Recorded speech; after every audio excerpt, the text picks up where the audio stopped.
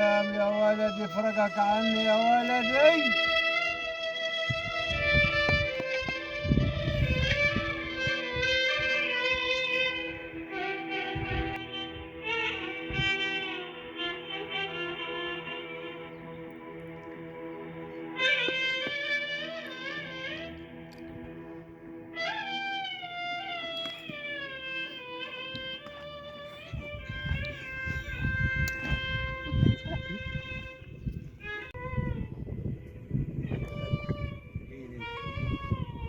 أنا داوود الحكيم من بلدك. ما سمعتش عنك يا داوود خالص. أنا من بلدك، أنا أعرفك بقالي 25 سنة وأنت ما تعرفنيش، وعارف اللي قتل ولدك السبع. مين؟ اللي قتل ولدك عارفه السبع، ورحت للسبع وكلمته عن الديب أخوك. فاكر الديب؟ ياه، الديب اللي حرق ابوه، اللي حرق ابوي وحرق اهلي وطفش 25 سنه ما شفتوش الديب. أخوك، اخوي مهما كان أخوك، مهما عمل أخوك. وفين هو الديب؟ هو اللي هيجيب لك حقك الديب، ولازم تدور على أخوك الديب.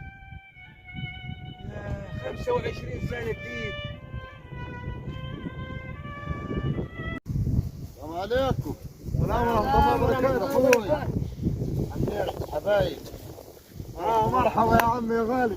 مرحبا يا عمي. مرحبا يا عمي ورح. مرحبا يا اخوي. يا سلام. كيف حالك يا عم هارون؟ تفضل يا عم، تفضل تفضل يا عم. تفضل يا عمي. نورتنا والله يا عم. احوالك؟ الحمد لله ود اخوي تمام والله.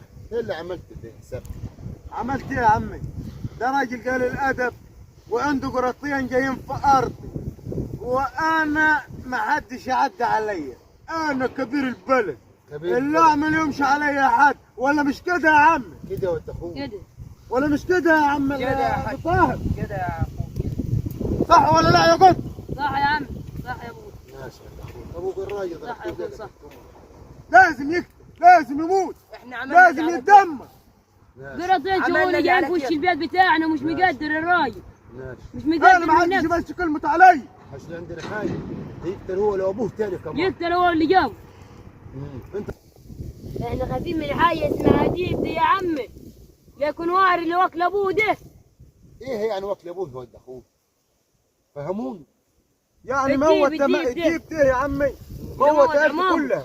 ايوه قتل انا اخواله اسمع، احنا كله. واحد جه قال لنا اسمه داوود الحكيم، ايوه. جه قال لنا خلي بالكم من الديب وخذوا احتياطات، لا الديب ده واعي بقال وانتم مش 25 هتقدروا سنه عليه. يعرف الجبل. بقى انا السبع مش هقدر على الديب. ديب مين ولا غيره ولا غيره؟ احنا هتهددنا ديابه ولا لا؟ ديب ولا ابو ديب. عيلة الشواكيش دي يا عمي يقول لك عيله كبيره، والديب موتهم كلهم حرقهم. مش قال لك انت؟ مش الديب اللي قتلهم يا ولد، مش الديب. امال هيكون مين اللي قتلهم يا عمي؟ مين يعني اللي قتل؟ حكايتك انت ولد عمك ومالكش دعوه باللي قتلهم. 25 سنه وانا ادور على اهلي، على طار اهلي. الناس زمان اتهموها فيا وضللوا بيا. 25 سنه وانا في الجبال وبنزل البلاد وبتعب عشان الاقي اللي قتل اهلي، ومفيش فايده في الكلام. انا تعبت. انا شفت اخوي وهو متعذب وهو على القبر ولده، وانا كنت تعبان. انا كنت قادر اخد حقه في ثانيه. ولد اخوي من السبع وعيله السبع كنت امحيهم من على الوجود، بس انا ديب واخذ الحق حرف، والديب لازم يكون حريف.